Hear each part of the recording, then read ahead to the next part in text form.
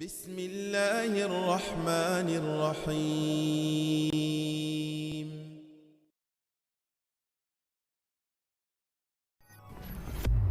بسم الله والحمد لله والصلاة والسلام على نبينا وعلى آله وأصحابه أجمعين. Ассаламу алейкум ва рахматуллахи ва баракатух.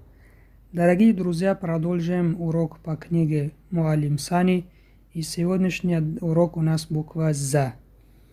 Буква «За» образуется при приближении передней части спинки языка к передним зубам. Кончик языка при этом касается передних нижних зубов. Чтобы нашли махрадж буквы «За», читаем эти примеры. «Аз». Чувствуете, у вас кончик языка касается передних нижних зубов. «Аз». «Из». «Уз». Когда стоит дамма над хамзой, звук «у», мы должны губы делать трубочку и вперед. «У». «Уз». А если губы ровные, то это звук получается «Из». Не а буква «У».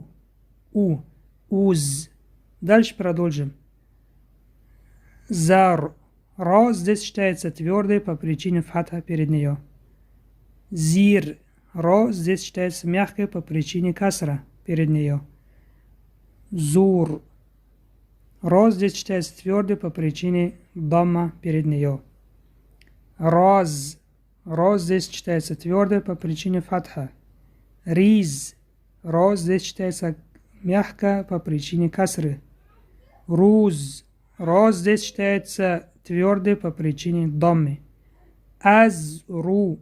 «Ро» здесь считается твердой по причине даммы. «Из-ру». «Ро» здесь считается твердой тоже по причине даммы. «Уз-ру». «Ро» здесь тоже считается твердой по причине даммы. «Ур-зу».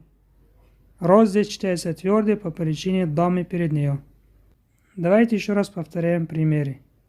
«За», «зи», «зу». Когда дамма, звук «у», губы делаем трубочку и вперед. «Зу». «Аз», «из», «уз», «зар», «зир», «зур», «раз», «риз», «руз», «аз-ру», «из-ру», «уз-ру», «ур-зу». На этом урок заканчиваем. Субханака Аллахума ва бихамдик. Нашхаду алла илаха илля анта настагфирук ва натубу илайк. Ассаламу алейкум ва рахматуллахи ва баракатух.